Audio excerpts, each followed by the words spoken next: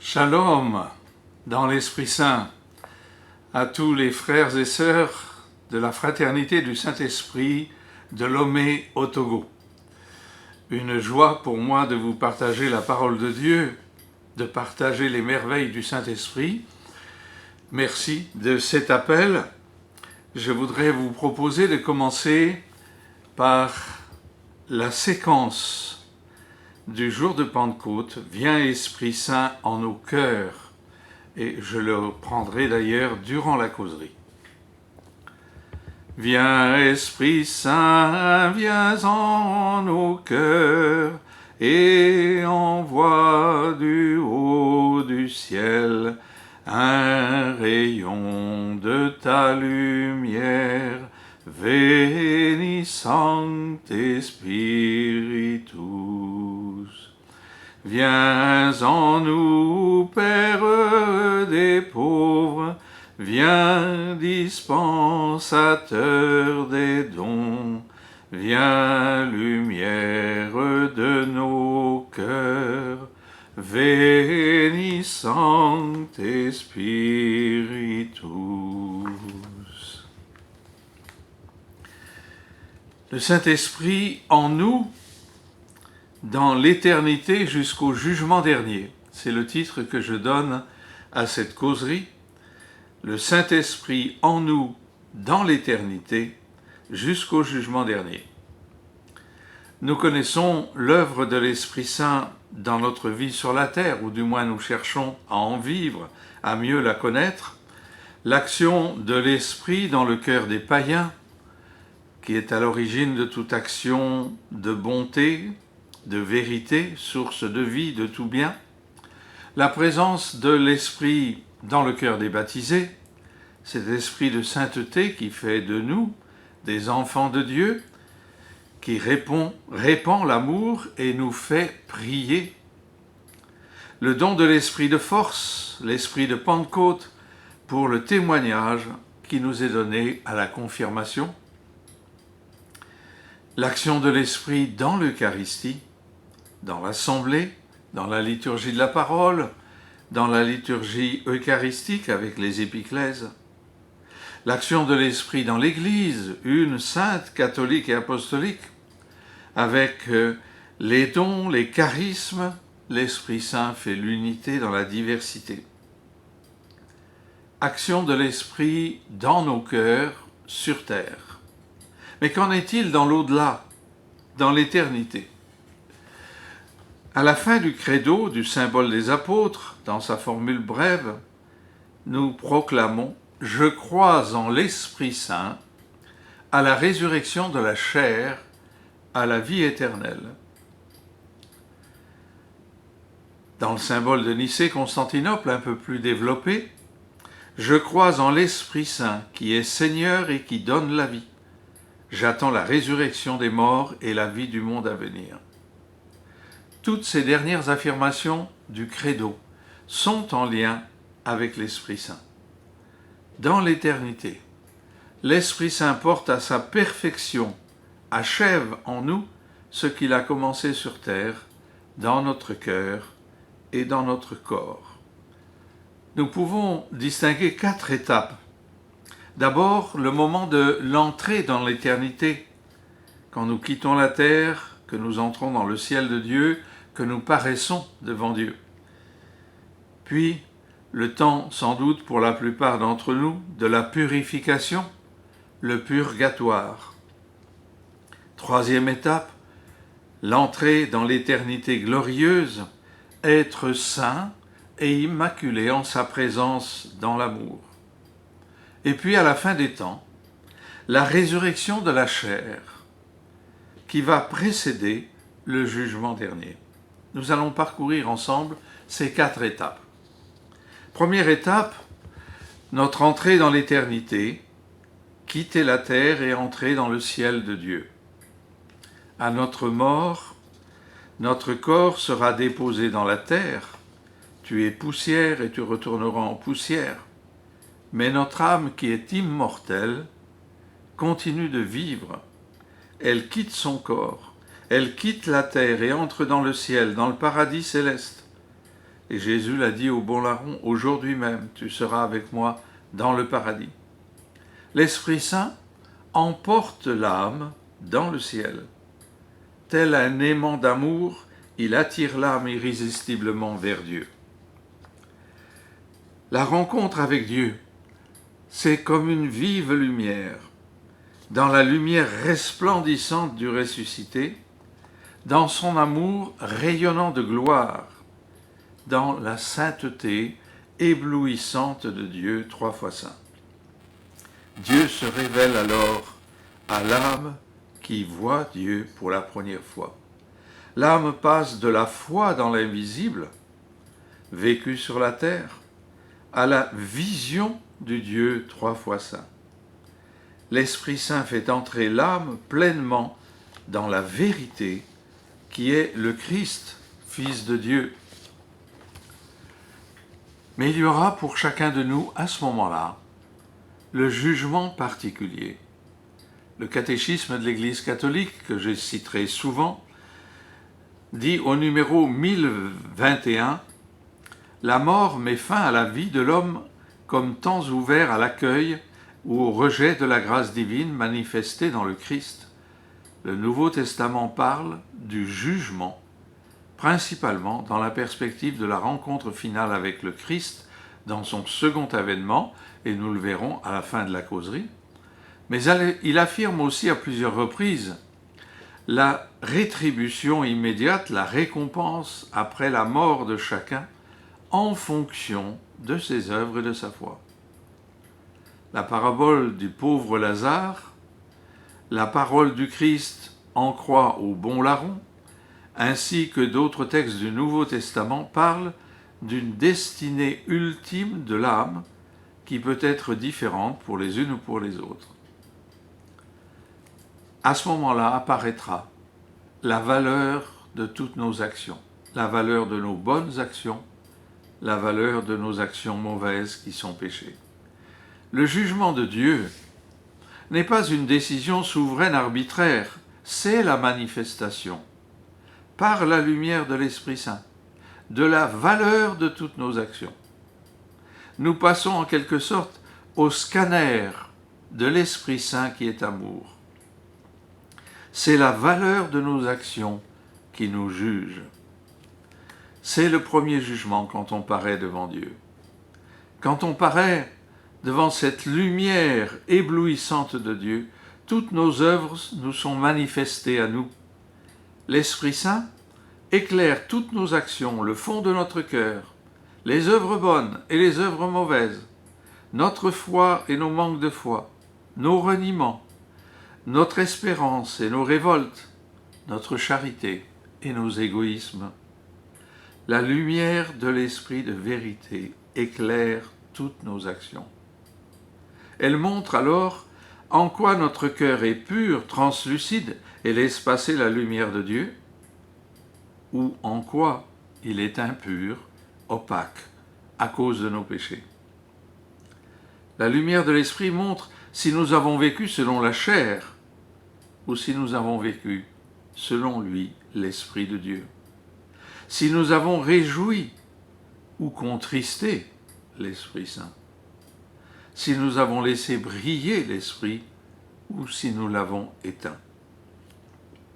Chaque homme reçoit dans son âme immortelle, dit le catéchisme au numéro 1022, sa rétribution éternelle dès sa mort en un jugement particulier qui réfère sa vie au Christ à travers une purification. Certains qui auront déjà expié leurs fautes ou vécu profondément dans la sainteté pourront entrer directement dans la béatitude du ciel. Au soir de notre vie, nous serons jugés sur l'amour. Le jugement de Dieu n'est pas une décision extérieure qui nous gracie ou qui nous condamne, mais la récompense de ce que nous avons fait de bien ou la condamnation de ce que nous avons fait de mal sur la terre. Les mauvais larrons, les grands pécheurs qui ont fait le mal et vécu de haine, les athées qui ont refusé et persécuté Dieu, découvrent à ce moment-là la vérité et l'erreur de leur comportement. Ils voient toutes leurs actions à la lumière de l'Esprit Saint. Et leur cœur condamne le mal qu'ils ont fait. Mais le Père des miséricordes ne les condamne pas. Le Père fait tout pour sauver chaque homme créé à son image. L'homme peut alors, dans ce moment, quand il paraît devant Dieu, en toute conscience, s'apercevoir peut-être qu'il s'est trompé, dire oui au Dieu d'amour, au Dieu de vie, un oui définitif et éternel qui le sauve à tout jamais.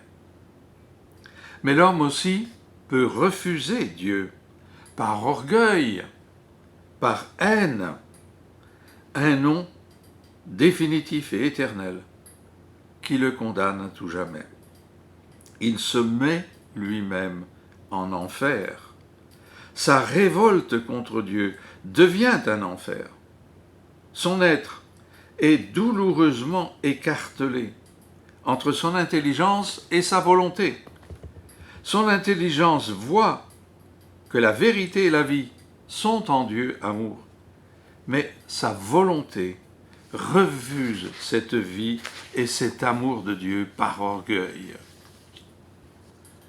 Division intérieure du cœur, qui est un écartèlement douloureux, comme les deux bras du Christ sur la croix.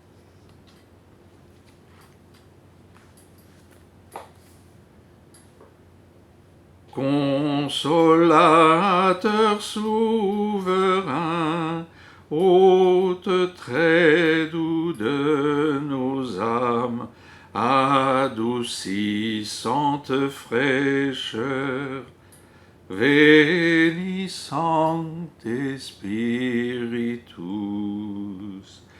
dans le labeur le repos, dans la fièvre la fraîcheur, dans les pleurs le réconfort, Veni Sancte Spiritus. Après l'entrée dans l'éternité et cette découverte de Dieu dans sa lumière, beaucoup d'entre nous, parce que nous sommes marqués par le péché, vivront un temps de purification, le purgatoire. L'homme qui dit oui au Dieu d'amour et de vie est accueilli, a l'assurance et sûr d'être accueilli par Dieu dans son éternité. Bon et fidèle serviteur, entre dans la joie de ton maître. Mais devant le Dieu 3 fois saint, l'homme pécheur sent lui-même qu'il est impur et souillé. Éloigne-toi de moi qui suis pécheur. C'est le cri de saint Pierre après la pêche miraculeuse, découvrant la puissance de Dieu, sa puissance divine d'amour. L'homme pécheur ne se sent pas digne de demeurer en présence de Dieu. Il se sent souillé, sale, devant la beauté infinie de Dieu. Il ressent le besoin d'être purifié. Il ne se sent pas prêt. C'est comme quelqu'un qui est invité par le président de la République ou bien par le pape. Il sent le besoin de se laver, de bien s'habiller, par respect pour la personne qui l'invite.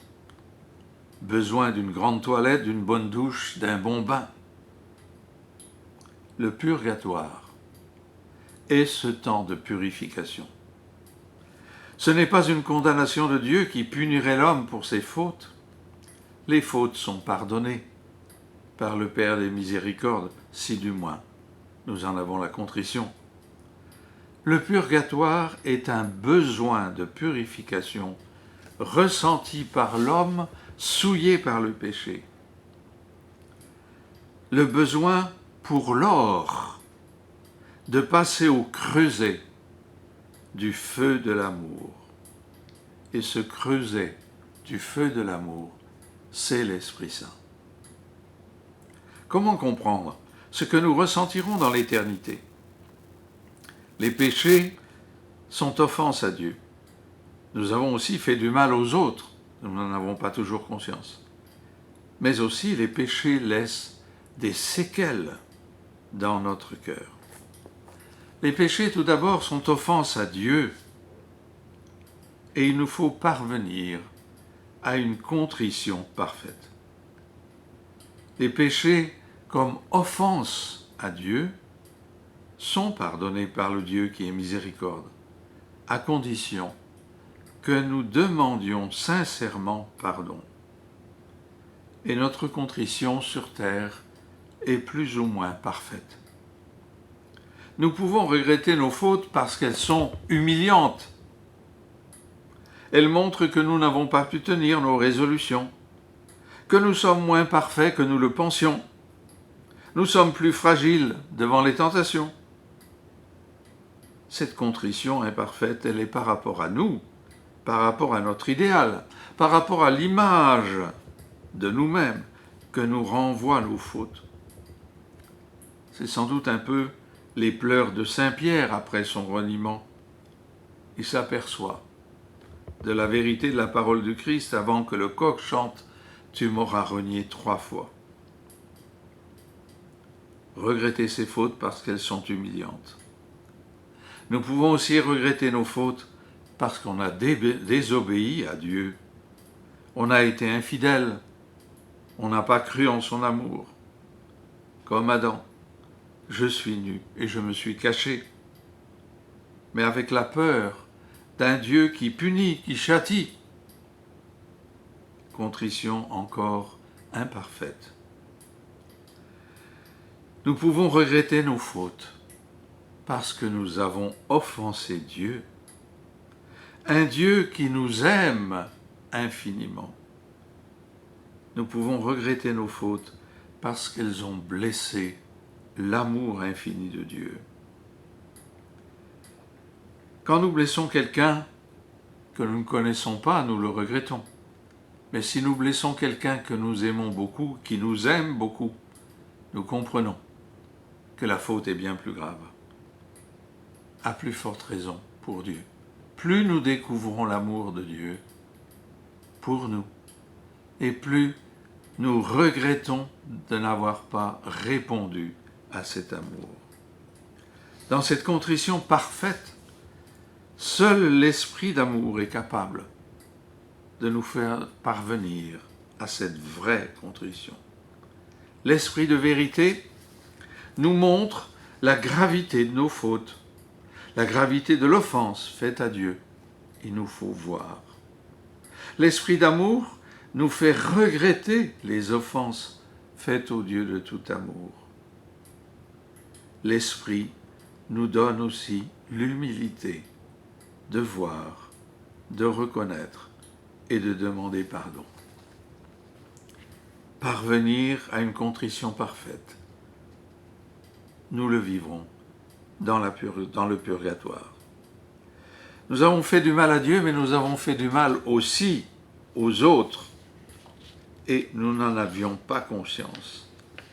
La lumière de l'Esprit Saint dans le purgatoire nous montrera les péchés par inattention et indélicatesse, les nombreuses fautes contre nos frères et sœurs, le mal, le tort que nous leur avons causé, pléiade de péchés dont nous n'avons souvent sur terre aucune conscience.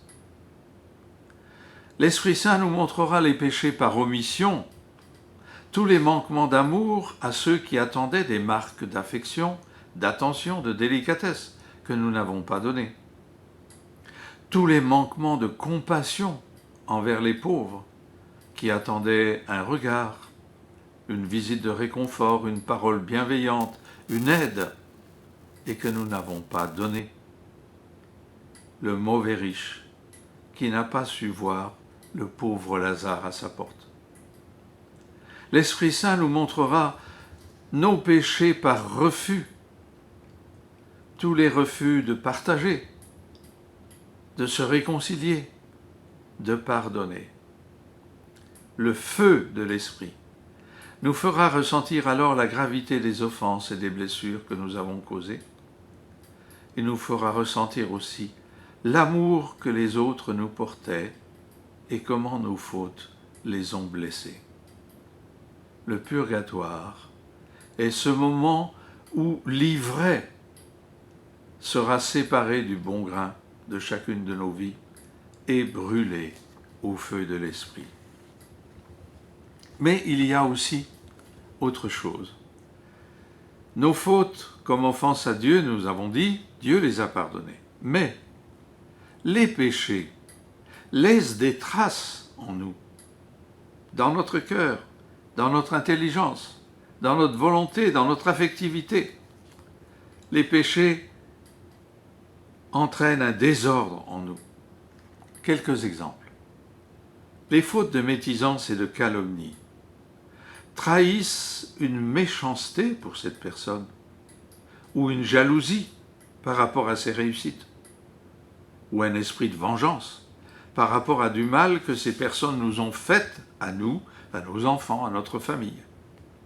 Et parfois, ces fautes intérieures sont profondément enracinées dans notre cœur.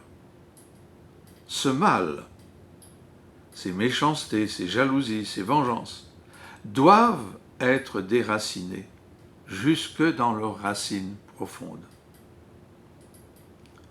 Les fautes de tiédeur dans notre vie de prière trahissent un manque d'amour envers Dieu, un manque de conscience de tout ce que Dieu nous a donné et attend de nous. Nous avons beaucoup, tellement reçu de Dieu, et nous n'avons pas su le remercier. Nous avons peu conscience du cœur brûlant d'amour de Dieu. Notre cœur est tiède et il doit brûler du feu de l'amour de Dieu qu'est l'Esprit. L'Esprit nous amènera à aimer comme Dieu aime. Notre ambition nous a fait croire que nous pouvions parvenir par nos propres forces à être bons chrétiens. Et l'Esprit Saint, dans le purgatoire, doit déraciner cette ambition, cet orgueil, pour nous donner l'humilité. Sans l'Esprit Saint, sans Dieu, nous ne pouvons rien. Des mauvaises paroles sur les autres viennent souvent d'erreurs graves dans nos jugements. Nous prêtons des intentions aux autres. Nous les dépressions.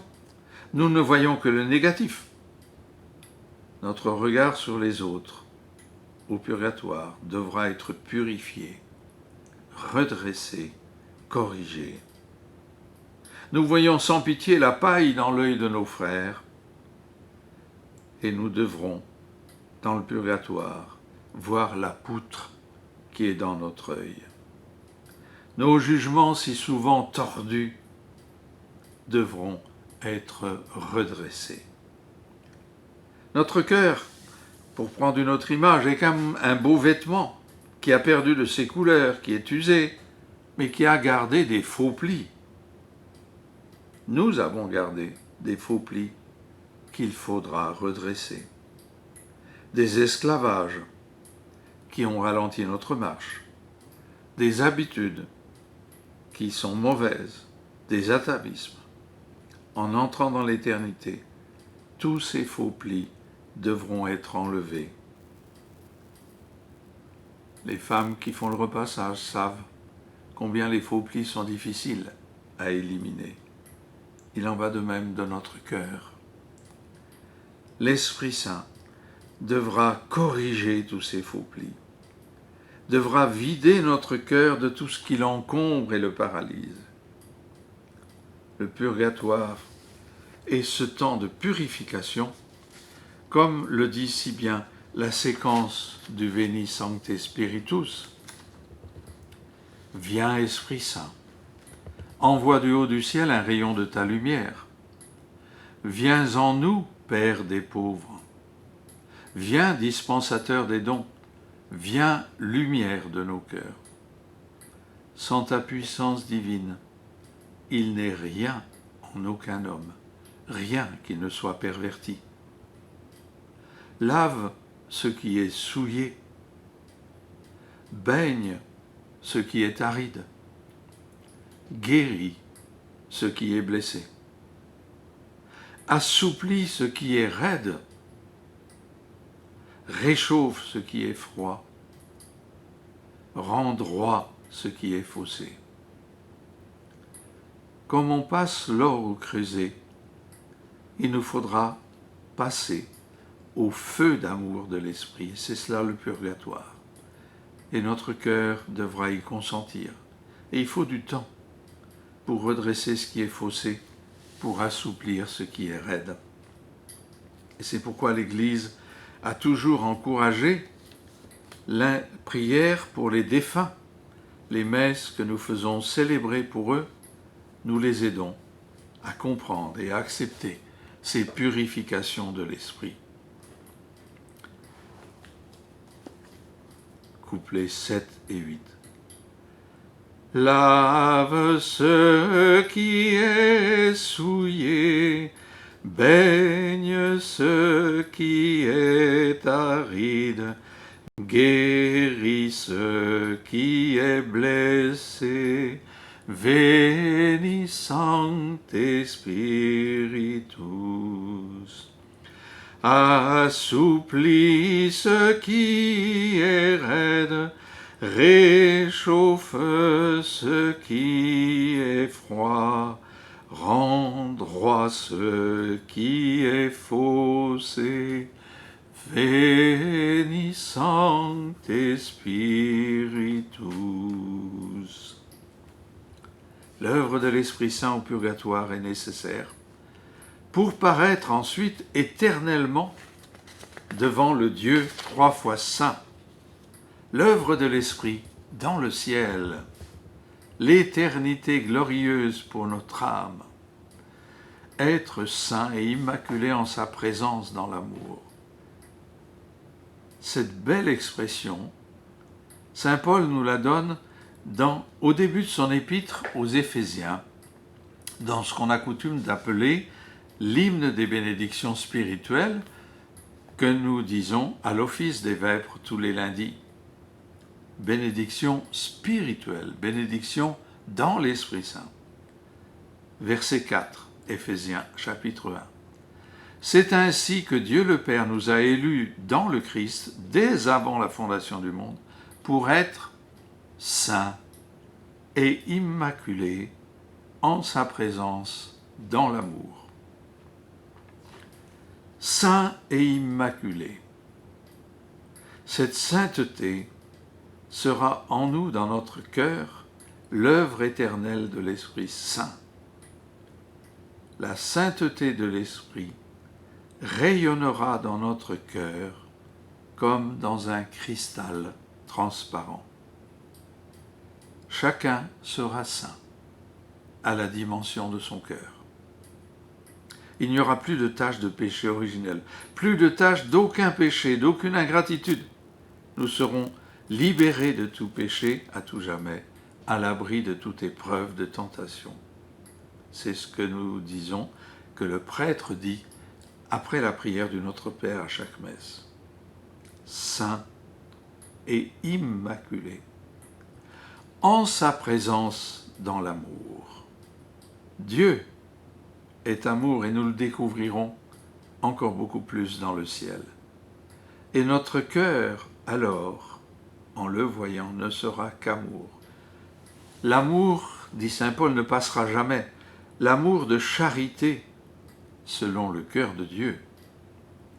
Nous serons en présence de Dieu qui est amour, en présence de la Trinité qui est foyer d'amour, rayonnant de l'Esprit Saint. Nous serons dignes de demeurer dans l'amour de Dieu. Ce rayonnement sera un rayonnement de joie, de gloire, un rayonnement de lumière et de paix. Paul lui-même était émerveillé à l'avance de cette gloire qui nous attend. Et il le dit dans la même épître aux Éphésiens, chapitre 3, versets 14 à 21.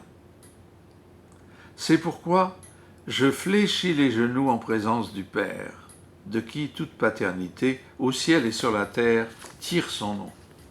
Qu'il daigne, selon la richesse de sa gloire, vous armer de puissance par son esprit, pour que se fortifie en vous l'homme intérieur, que le Christ habite en vos cœurs par la foi, que vous soyez enracinés, fondés dans l'amour.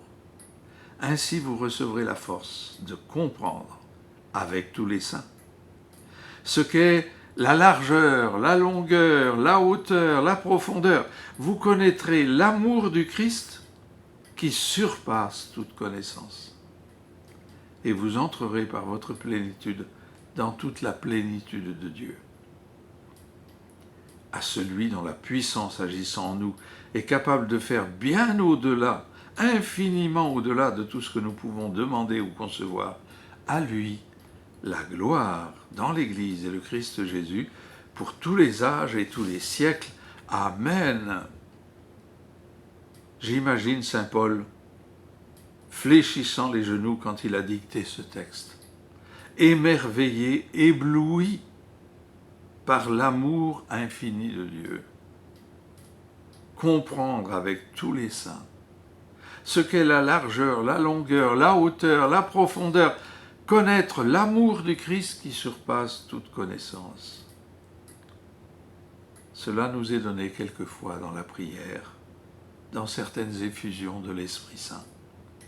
Cela nous sera donné éternellement dans le ciel, en sa présence dans l'amour. Et cet amour infini nous comblera. Nous serons en sa présence, nous verrons Dieu. Le catéchisme de l'Église catholique au numéro 1023 dit « Ceux qui meurent dans la grâce et l'amitié de Dieu, qui sont parfaitement purifiés, vivent pour toujours avec le Christ. Ils sont pour toujours semblables à Dieu parce qu'ils le voient tel qu'il est. » Première de Saint Jean, chapitre 3, verset 2. Ils le voient face à face. Première aux Corinthiens, chapitre 13, verset 12. Ou Apocalypse, chapitre 22, verset 4. Voici un texte peu connu, un décret de Benoît XII, du pape Benoît XII, qui clarifie notre entrée dans l'éternité. De notre autorité apostolique, nous définissons que, d'après la disposition générale de Dieu, les âmes de tous les saints et de tous les autres fidèles morts après avoir reçu le baptême du Christ, en qui il n'y a rien eu à purifier lorsqu'ils sont morts, ou encore, s'il y a eu ou qu'il y a quelque chose à purifier lorsque, après leur mort, elles auront achevé ce temps de purification, les âmes de tous les saints et de tous les autres fidèles, avant même la résurrection dans leur corps et le jugement général, cela depuis l'ascension du Seigneur et Sauveur Jésus-Christ au ciel, ont été, sont et seront au ciel, au royaume des cieux et au paradis céleste avec le Christ, admis dans la société des saints anges. Depuis la passion et la mort de notre Seigneur Jésus-Christ, elles ont vu et voient l'essence de Dieu, Dieu en lui-même, d'une vision intuitive et même face à face, sans la médiation d'aucune créature. Fin de citation du pape Benoît XII. Nous contemplerons Dieu éternellement, face à face, nous le verrons tel qu'il est. Et cette vision sera bienheureuse, béatifique, elle nous comblera de joie. On dit quelquefois voir Dieu et mourir. Pierre, au moment de la transfiguration, voulait demeurer sur la montagne, tellement la vision du Christ transfiguré était belle, tellement la lumière de la gloire de Dieu était splendide. À plus forte raison, la vision de Dieu dans le ciel. La vision béatifique de Dieu comblera notre cœur d'un bonheur immense. Nous aurons des trésors de gloire dans le ciel. Comme saint Paul le dit dans la même épître encore aux Éphésiens, au chapitre 1, versets 17 à 21. Daigne le Dieu de notre Seigneur Jésus-Christ, le Père de la gloire, vous donner un esprit de sagesse et de révélation, qui vous le fasse vraiment connaître. Puisse-t-il illuminer les yeux de votre cœur pour vous faire voir quelle espérance vous ouvre son appel, quel trésor de gloire renferme son héritage parmi les saints, et quelle extraordinaire grandeur sa puissance revêt pour nous, les croyants, selon la vigueur de sa force, qu'il a déployée dans la personne du Christ, en le ressuscitant d'entre les morts et en le faisant siéger à sa droite dans les cieux, bien au-dessus de toute principauté, puissance, vertu, seigneurie. Voir quelle espérance nous ouvre l'appel de Dieu, quel trésor de gloire renferme son héritage parmi les saints. Il nous arrive quelquefois dans la prière d'être comme ébahis, séduits par Dieu dans la contemplation, saisis dans la prière par la splendeur de l'amour de Dieu ou la beauté rayonnante de la lumière du ressuscité. Saint Paul le dit d'une certaine manière dans la même épître, chapitre 2, verset 4. Dieu qui est riche en miséricorde, à cause du grand amour dont il nous a aimés, alors que nous étions morts par suite de nos fautes, nous a fait revivre avec le Christ. C'est par grâce que vous êtes sauvés. Avec lui, le Christ, il nous a ressuscités et fait asseoir aux cieux dans le Christ Jésus. Il a voulu par là démontrer dans les siècles à venir l'extraordinaire richesse de sa grâce par sa bonté pour nous dans le Christ Jésus. Dieu qui est riche en miséricorde. Avec le Christ, il nous a déjà ressuscités et fait asseoir aux cieux dans le Christ Jésus, en attendant de le vivre parfaitement dans le ciel. Ces trésors de gloire nous combleront de joie, et cette joie, c'est l'Esprit Saint qui nous la donnera. La joie même du Père et du Fils. L'Esprit Saint, sur terre, nous l'avons déjà dans notre cœur, il nous comble de joie. Mais, dit saint Paul, ce n'est que le début, les arts de notre héritage. Vous avez été marqués d'un sceau par l'esprit de la promesse, cet Esprit Saint qui constitue les arts de notre héritage, et prépare la rédemption du peuple que Dieu s'est acquis pour la louange de sa gloire. Éphésiens, toujours, au chapitre 1, versets 13 et 14. L'Esprit Saint, qui est notre héritage. Notre héritage, nous l'aurons parfaitement dans le ciel. Cette joie de l'Esprit Saint, c'est la joie même du Père et du Fils. Cette joie au cœur de la Trinité. Nous communierons à la joie du Père, contemplant son Fils fait homme, ressuscité et glorifié. Nous entendrons plus que jamais la parole du Père. Celui-ci est mon Fils bien-aimé, en qui je trouve toute ma joie. Saint Marc, chapitre 1, verset 9. Nous participerons à la joie émerveillée du Christ Jésus, exultant de joie sous l'action de l'Esprit Saint et disant « Je te bénis, Père, Seigneur du ciel et de la terre, d'avoir caché ce mystère aux sages et aux habiles et de l'avoir révélé aux tout-petits. » Saint Luc, chapitre 10, versets 21 et 22. Joie de l'Esprit Saint, dont nous serons inondés et qui débordera de notre cœur. Ô lumière bienheureuse, viens remplir jusqu'à l'intime le cœur de tous tes fidèles. Veni Sancte Spiritus. Sans ta puissance divine, il n'est rien en aucun homme, rien qui ne soit perverti. Veni Sancte Spiritus. Joie éternelle de notre cœur, de notre âme. Mais ce sera dans l'attente d'une plénitude qui sera réalisée à la fin des temps, à la résurrection de la chair. L'éternité glorieuse en notre âme et en notre corps. Nous disons, et je le recite dans le Credo, « Je crois en l'Esprit Saint, à la résurrection de la chair. »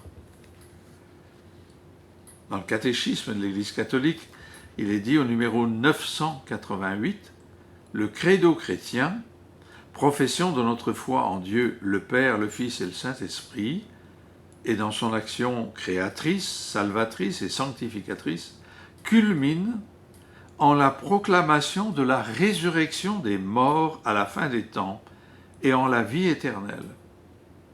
Je crois en l'Esprit Saint, à la résurrection de la chair, à la vie éternelle.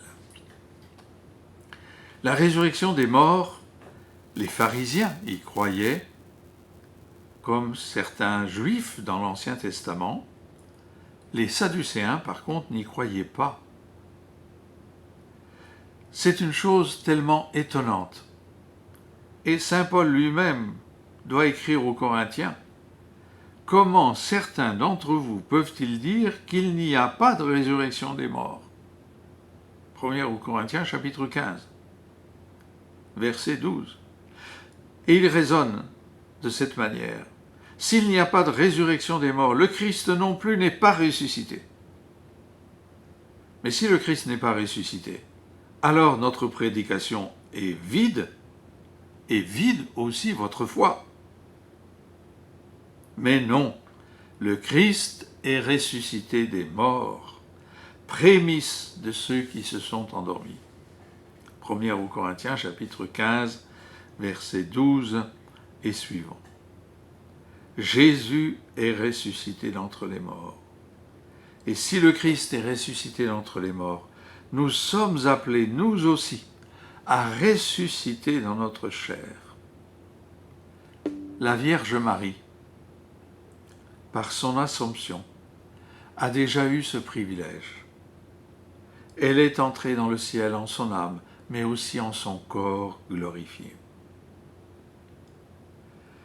La résurrection de la chair, de notre propre corps, la résurrection des morts, est l'œuvre de toute la Trinité, par la puissance de l'Esprit Saint, de l'Esprit créateur. Comme la résurrection du Christ, notre résurrection est l'œuvre de la très sainte Trinité, du Père, par le Fils, dans l'Esprit. Quelle sera donc l'action de l'Esprit Saint à cette résurrection de la chair? Voici ce que dit saint Paul dans un très très beau texte. Romains chapitre 8, verset 11.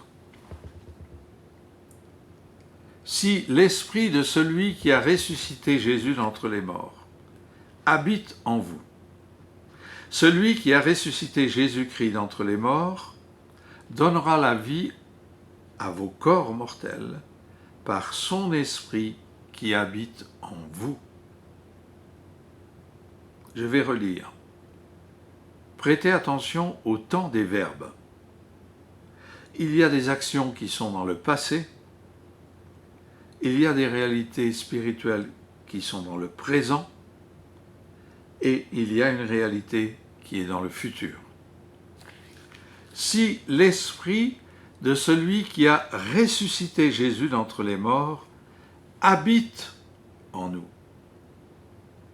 Celui qui a ressuscité Jésus-Christ d'entre les morts donnera aussi la vie à vos corps mortels par son esprit qui habite en vous. L'Esprit Saint qui habite déjà en nous, le Verbe est au présent, c'est une réalité actuelle. Cet esprit est l'esprit du Père qui a ressuscité Jésus d'entre les morts. C'est une puissance de résurrection.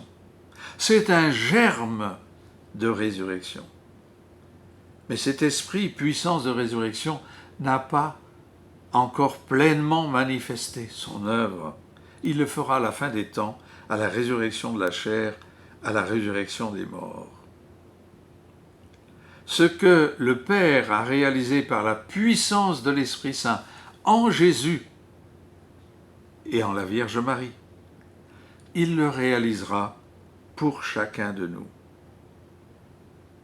Si l'Esprit de celui qui a ressuscité Jésus d'entre les morts habite aujourd'hui en vous, celui qui a ressuscité Jésus-Christ d'entre les morts donnera, à la fin des temps, la vie à vos corps mortels, par son esprit qui habite en vous.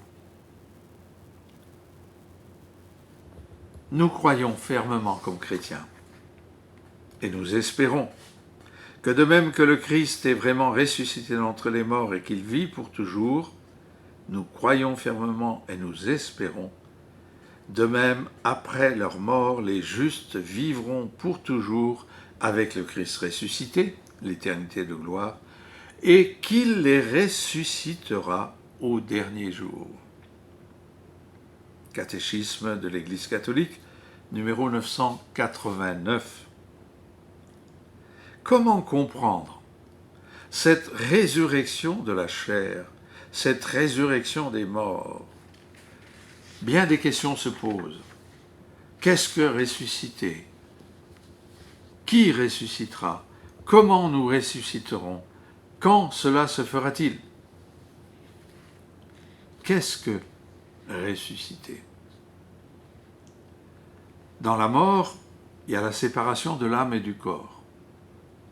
Le corps de l'homme tombe dans la corruption, dit le catéchisme de l'Église catholique au numéro 997. Le corps de l'homme tombe dans la corruption, il est déposé en terre, alors que son âme va à la rencontre de Dieu, tout en demeurant en attente d'être réunie à son corps glorifié. Dieu, dans sa toute-puissance, rendra définitivement la vie incorruptible à nos corps en les unissant à nos âmes par la vertu de la résurrection de Jésus. Et cela se fera à la fin des temps, au moment de la résurrection des morts, de la résurrection de la chair.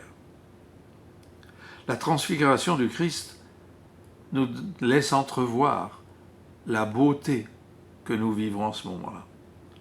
Le visage du Christ resplendit comme le soleil, ses vêtements deviennent blancs comme la lumière.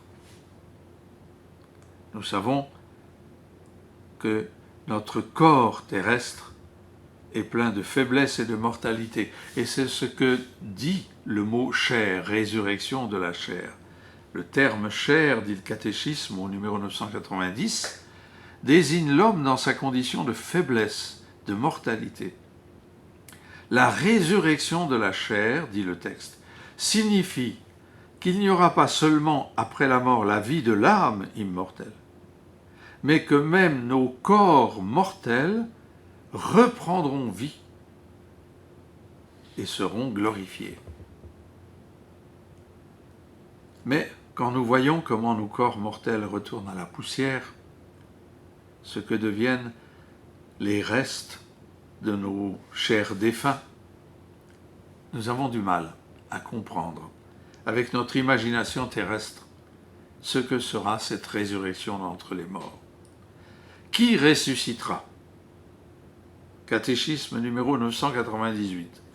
tous les hommes qui sont morts. Ceux qui auront fait le bien ressusciteront pour la vie, ceux qui auront fait le mal pour la damnation. Parole de Jésus dans Saint Jean, chapitre 5, verset 29. Qui ressuscitera? Tous les défunts ressusciteront. Comment cela se fera-t-il? 999 de catéchisme de l'Église catholique. Le Christ est ressuscité avec son propre corps. Il dit aux disciples, « Regardez mes mains et mes pieds, c'est bien moi. » Saint Luc, chapitre 24, verset 39. Jésus, Christ ressuscité, n'est pas revenu à la vie terrestre. Il est entré dans une vie glorieuse. De même, en lui, nous ressusciterons tous avec notre propre corps, ce corps que nous avons maintenant. Mais ce corps sera, dit le catéchisme de l'Église catholique, numéro 999, ce corps que nous avons maintenant sera transfiguré en corps de gloire. Philippiens, chapitre 3, verset 21. Transfiguré en corps de gloire. Ou transfiguré en corps spirituel. 1er aux Corinthiens, chapitre 15, verset 44. Et je voudrais m'appuyer sur ce texte pour essayer d'entrevoir la splendeur de notre résurrection des morts. Les Corinthiens avaient du mal à comprendre eux aussi, parce qu'ils imaginaient tout avec leur imagination terrestre. En entrant dans l'éternité, nous quittons la terre, nous quittons l'imagination de la terre, et nous quittons toutes les conditions, toutes les limites de nos corps corporels. Saint Paul dit, je commence le texte dans son entier, « Mais dira-t-on, comment les morts ressuscitent-ils? Avec quel corps reviennent-ils » Et Saint Paul prend d'abord une image que Jésus a employée, celle du grain de blé. Le grain de blé qui est jeté en terre est évidemment bien différent de l'épi de blé que nous récoltons. C'est une image pour comprendre. Pourtant, l'épi de blé vient bien du grain qui a été semé, qui a été enfoui, qui a germé. Insensé, dit saint Paul, ce que tu sèmes, toi ne reprends pas vie s'il ne meurt. Ce que tu sèmes, ce n'est pas le corps à venir, mais un simple grain, soit de blé, soit de quelque autre plante. Et Dieu lui donne un corps à son gré, à chaque semence un corps particulier. Toutes les chairs ne sont pas les mêmes. Autre est la chair des hommes, autre est la chair des bêtes, autre est la chair des oiseaux, autre celle des poissons. Il y a aussi des corps célestes et des corps terrestres. Mais autre est l'éclat des célestes, autre celui des terrestres. Autre l'éclat du soleil, autre l'éclat de la lune, autre l'éclat des étoiles. Une étoile même diffère en éclat d'une autre étoile. Ainsi en va-t-il de la résurrection des morts. On est semé dans la corruption et on ressuscite dans l'incorruptibilité. Saint Paul va employer maintenant plusieurs phrases où il dit « on est semé », c'est la condition terrestre, et on ressuscite, c'est la condition de la vie de gloire dans le ciel. On est semé dans la corruption, on ressuscite dans l'incorruptibilité. On est semé dans l'ignominie, l'indignité, la flétrissure. On ressuscite dans la gloire. On est semé dans la faiblesse. On ressuscite dans la force. On est semé corps psychique. On ressuscite corps spirituel. Je reviendrai plus loin sur ces deux expressions. S'il y a un corps psychique animé par notre âme, la psyché, S'il y a un corps psychique, il y a aussi un corps spirituel. C'est ainsi qu'il est écrit, le premier homme Adam a été fait âme vivante, le dernier Adam, esprit vivifiant. Mais ce n'est pas le spirituel qui paraît d'abord, c'est le psychique, puis le spirituel. Le premier homme, issu du sol, est terrestre. Le second, lui, vient du ciel. Tel a été le terrestre, tels seront les terrestres. Tel le céleste, tels seront aussi les célestes. Et de même que nous avons porté l'image du terrestre, nous porterons aussi l'image du céleste. Je l'affirme, frères, la chair et le sang ne peuvent hériter du royaume de Dieu, ni la corruption, hériter de l'incorruptibilité. Je vous dis un grand mystère. Nous ne mourrons pas tous, mais tous nous serons transformés. En un instant, en un clin d'œil, au son de la trompette finale, car elle sonnera, la trompette, et les morts ressusciteront incorruptibles, et nous, saint Paul pensait qu'il serait encore à vie à la fin des temps, et nous serons transformés.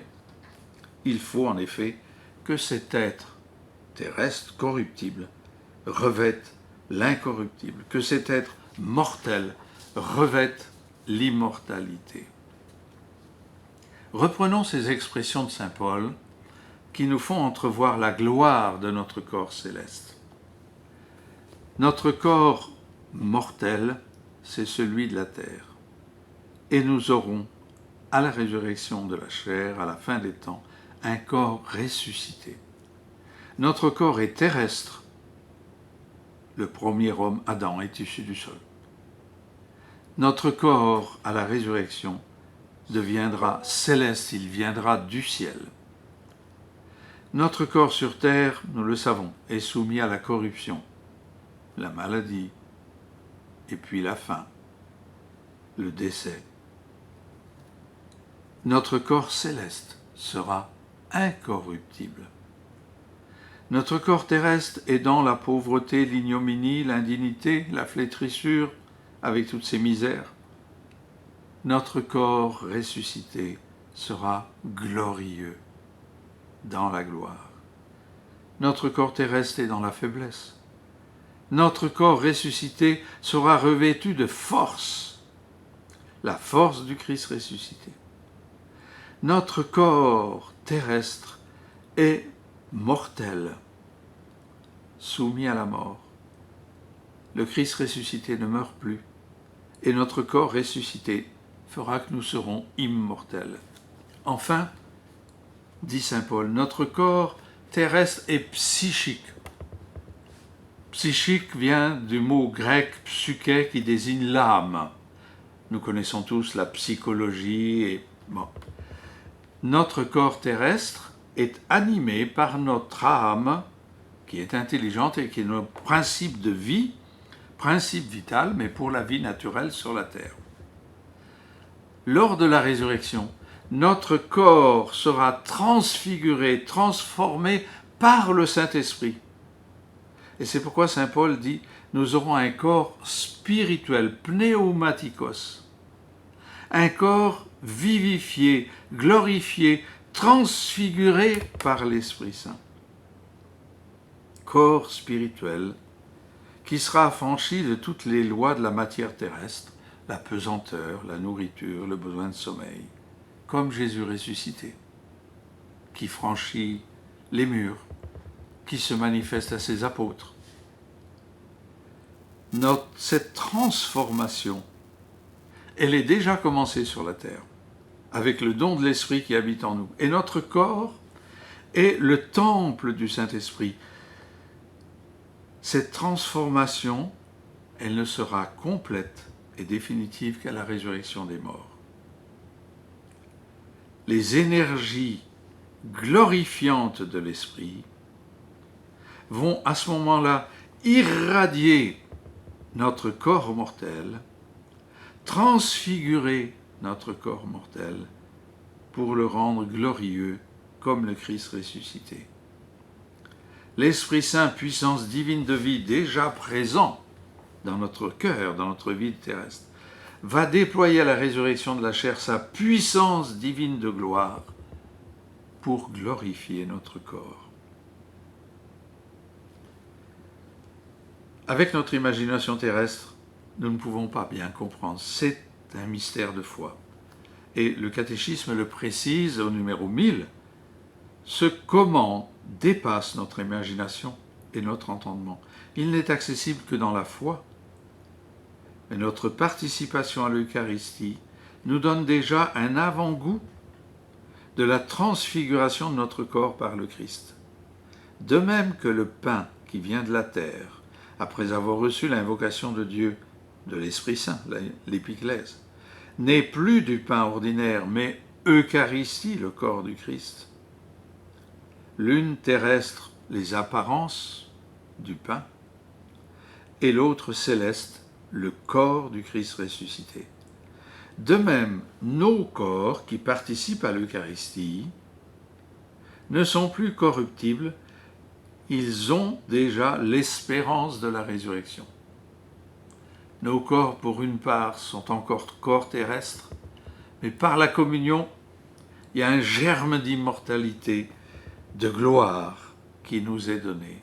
Nous accueillons le Christ ressuscité en nous. Quand cela se fera-t-il ? Nous avons déjà répondu à la question. À la fin des temps, au dernier jour, à la fin du monde, la résurrection des morts est intimement associée à la venue glorieuse du Christ, ce qu'on appelle la parousie.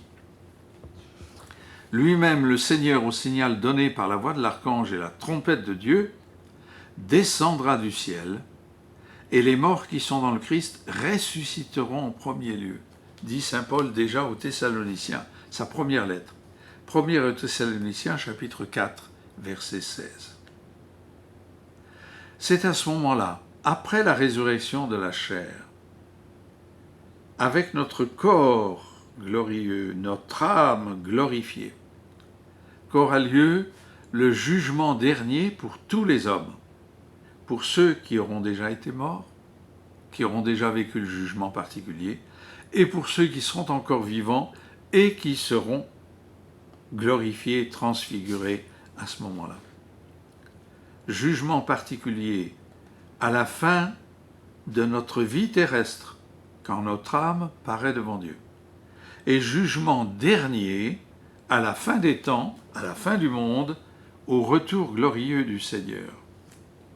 Numéro 1038 dans le catéchisme. La résurrection de tous les morts, des justes et des pécheurs, précédera le jugement dernier. Ce sera l'heure où ceux qui gisent dans la tombe en sortiront à l'appel de la voix du Fils de l'homme. Ceux qui auront fait le bien ressusciteront pour la vie. Ceux qui auront fait le mal pour la damnation.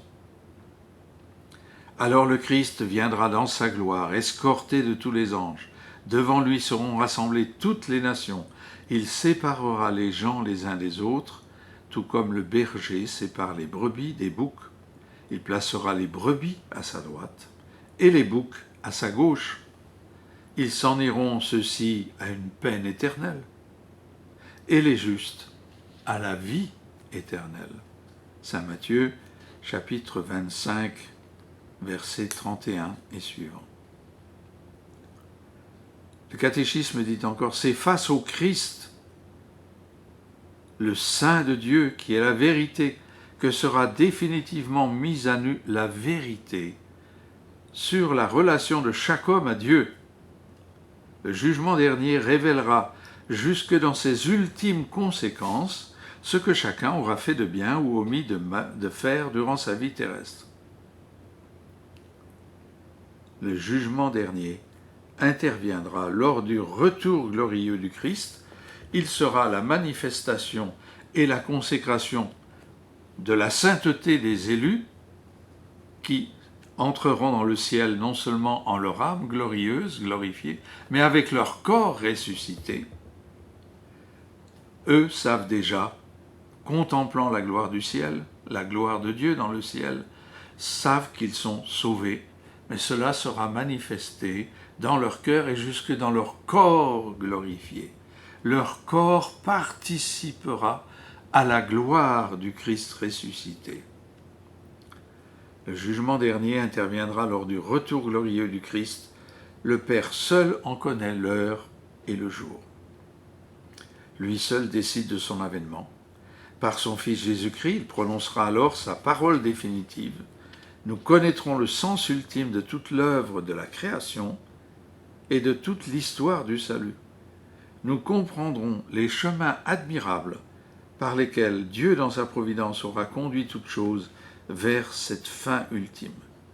Le jugement dernier révélera que la justice de Dieu triomphe de toutes les injustices commises par les créatures, que son amour est plus fort que la mort. Ce jugement dernier ne doit pas nous effrayer, c'est un appel à la conversion. Il doit nous inspirer un respect de Dieu, une certaine crainte de Dieu. Dans la parabole que Jésus enseigne, nous serons jugés sur l'amour. J'avais faim, vous m'avez donné à manger. J'avais soif, vous m'avez donné à boire. J'avais faim, vous ne m'avez pas donné à manger. J'avais soif, vous ne m'avez pas donné à boire. J'étais prisonnier, vous ne m'avez pas visité. Nous serons jugés sur l'amour du prochain. Et cela en particulier pour tous ceux qui découvriront Dieu à la fin des temps et qui ne l'ont pas connu sur la terre. Nous serons jugés aussi sur l'amour pour Dieu, car l'amour pour les frères est celui même que Dieu a pour les pauvres, la charité de Dieu. Notre cœur et notre corps rayonneront de joie, de lumière et de gloire, d'amour et de paix. Le feu de l'amour de l'Esprit comblera à tout jamais notre cœur et notre corps. À tous ceux qui ont la foi et qui en toi se confient, donne tes sept dons sacrés, Veni Sancte Spiritus. Donne mérite et vertu, donne le salut final, donne la joie éternelle, Veni Sancte Spiritus. Alléluia. Amen.